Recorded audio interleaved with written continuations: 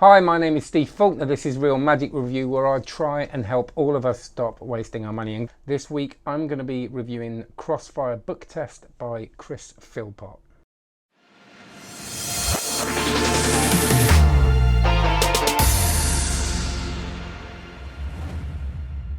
So before we continue with the review, can you please have a look at cardmagiccourse.com. This is my online card magic course. I talk about it on every video, so some of you will know this by now. And thanks for those that have signed up. People are really happy with it, getting some brilliant feedback. So have a look at cardmagiccourse.com, where there's pretty much every move you're ever going to want and more added monthly. And of course, please like and subscribe. It really does mean the world to me. And comment, get involved, disagree with me, that's cool as well. But it's just nice to have that, have those comments, because these reviews, yes, they're reviews, but they're also the start of conversations around magic, which is, I think, the really useful stuff. So it's like and subscribe, check out cardmagiccourse.com, and I will love you forever. Thanks for, share it as well. Imagine that, share that, that'd be brilliant. So it's another book test, and I was intrigued about this because Philpott seems to be one of those people that comes up with things that have a slightly different feel to them. So the 100th Monkey, Narcissus, oh my God, Narcissus. Yeah, easy for me to say with a lisp. And all this stuff, he's a real, like many people I've talked about on this review show, he's a real thinker. He's someone that I always think, oh, what's this going to be? It always piques my interest. And this did as well, and he's got books. He's got the tossed out book test and all that kind of thing. But I wanted to see what was different about this. And the difference with this one is, so if you imagine, you first of all you get loads of words. It's not just one word. I know there's other book tests like Final Flashback and things like that get more than one word in different ways. But we sort of 8 words on this. But there are different ways of doing this. You can adjust it. But say you get 4, and within that you get a couple of misses. You get a few misses, so you come back to other people. I don't quite know that one. So these are the 4 you've got after the whole routine, and the misses that you got, you realise that they are actually there. So you've got limb, area, cork, and knee. So you've got these misses, but then you haven't got the misses in the end, and that's the kicker. I hope that makes sense. Sorry, I've written that like a 3-year-old basically, but that's my writing. I seem to get away with it on stage, so hopefully I did then.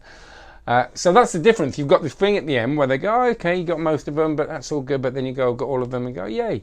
And we'll talk about the pros and cons of that in a minute. But I liked it. I looked at that and I thought, I like that. I like a kicker. We all like a kicker, don't we? We like that moment at the end of a routine when it goes yay, and then it goes yay again, if it does, of course. And some kickers, that doesn't happen. It kind of does the opposite. But this is not a nice effect for me. Okay, but it doesn't mean it's perfect, of course. So let's go into the pros and cons. First of all, it's Peter Pan, right? I like the fact it's Peter Pan. I think for someone my age, there's a lot of nostalgia in that. It opens up all presentational possibilities like Never Growing Up, which are magic, and arguably you can talk about all that stuff. So I really like the book. I think it's a nice size. I can imagine going up to a certain table in certain situations, if there's 8 people, one of those big tables where it's kind of hard to do card stuff, and doing this, and that could be all you do. And it's not like a big bulky book like Mother of All Book Tests, and it doesn't use 5 or 3 books like Flashback, Final Flashback. So that's all cool. You do get the book, obviously. You get the a download, which has like a PDF script in it, which is quite nice, and you get this video, which I'll go into in more depth in a minute. Other pros of this, and there's quite a lot for me. I always do this thing, don't I? I keep looking down and you can't see what I'm looking at. I like the fact it's got 8 words in it. All right, you've got 8 words. It means there's time to play, and obviously sometimes you don't that. You don't want, if you've got 20 tables to get around in an hour and a half, to do that. But I like the fact on stage that's a gift for me. You know, if you've got that space, you're working with 8 different people. That potentially could be it could be closer, and B, it could be a good 15-20 minutes. And I'm not suggesting you string this out for 20 minutes, but you know, if you're having a really nice time, there's loads of stuff happening. I think I like that time. There's space to play. There's different people involved. If you're good at choosing audience members, there's just so much potential. And if you're a stage performer, you know the value of 5 minutes, you know. So if you've got something you can make work and you can build the rhythm in the right way at the beginning, middle and end, and it builds up properly, you've got a winner there. And that's really, you know, that's just gold dust for me. It is an easy trick. Now, you know, you're getting people to choose 8 words. You kind of pre-know those words. Okay, it's a book test, you know, we're all magicians, so there's a little bit of, I don't want to give too much away, but there's kind of a timing thing, but not in the way you think. Okay, it's really easy. You know, what I have done with this is I've practiced the thing of getting the 8 words again and again and again with different people. I haven't told them why I'm doing it. I was just going to say stop, say stop, say stop, and just checking whether I've got it, and every single time I'm getting it. And I'm not that great at that kind of timing thing as well. So if you can imagine doing a classic force, but they've got to hit half the deck or a quarter of the deck, you get, but it's even easier than that because you've got more control over it. So don't worry about that. It's going to be easy. It's cribbed as well, as a lot of book tests are. You know, there's a little bit of memory work, but 8 words. If you can't remember 8 words, like I said before, don't worry about it. But 8 words, but there's a crib there. Of course, sometimes we're on stage and we kind of lose it. It plays big, and I love the fact you can take a book and get that size audience. It's kind of like, you know, because they don't have to be able to see the book. You know, the people on stage, you know, you got 8 people on stage. You don't have to have them on stage. You could have them in the audience, but it's, again, like gold dust. What's really important is this video download, and I sat and watched Chris Philpott on video, and it's very stripped back. It's him in front of the camera just talking to you. But he's someone that knows his stuff. And what I really like because of this is that Chris Philpott said he's not a performer. He's someone that is a writer, and he's a thinker, and he's a creator. But he's just started performing. And what's really nice is you get this performance at the Magic Castle, which in his words is a flawed performance, meaning it's only the second one he's ever done, or maybe even the first.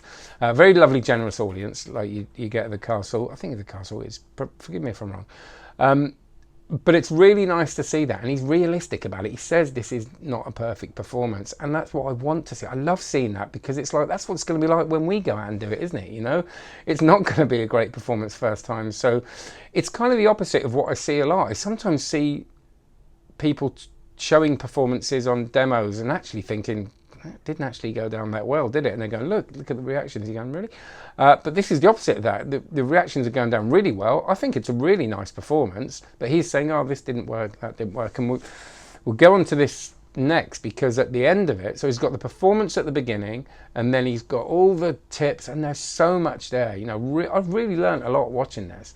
And then at the end, he's got a commentary over that performance. So he's saying, oh, look at that, that didn't work very well, or, oh, that was a bit of it. And I'm looking at it going, well, I didn't actually notice that, but really, really useful to see someone that's just honest about, you know, see that trick, I could have done that there, I should have done that. Actually, next time I'll do that.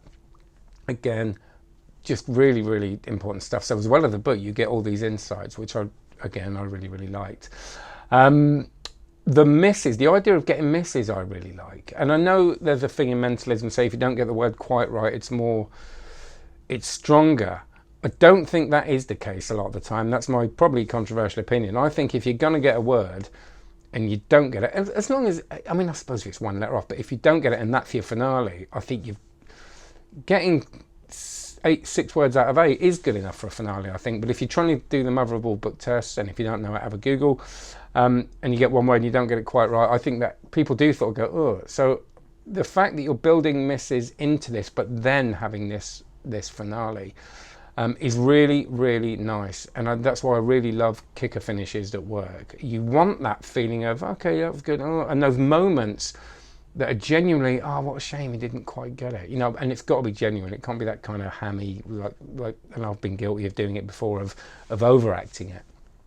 If you can get that nailed, that's a really powerful thing. And then at the end, that relief of you actually getting it right is really powerful. Really lovely way to finish a routine. The fact there's 8 different words makes it in some ways more, what's the word I'm looking for? Not just appealing, but more genuine, really. You know, it's more impressive. You know, you're getting all these different words. There is a sort of downside to that, of course. But I think, for me, that's the good stuff about this, and why I'm thinking of going, hang on, I might sort of work a routine around this. Now, there of course are some issues with everything. And one of the things that came up, by the way, you get access to this Facebook group with this. And one of the things that's come up there, and I was kind of thinking a little bit, I didn't think about till afterwards actually, is this kind of too perfect principle. Well, first of all, is there a logic to this? So if you're doing the mind reader thing, I've gone, actually, I'm reading the mind, and you're doing all the performance around it, and then at the end you've got this thing. Is it too perfect? Is there a logic to that? Why would that happen? My feeling is that it doesn't matter.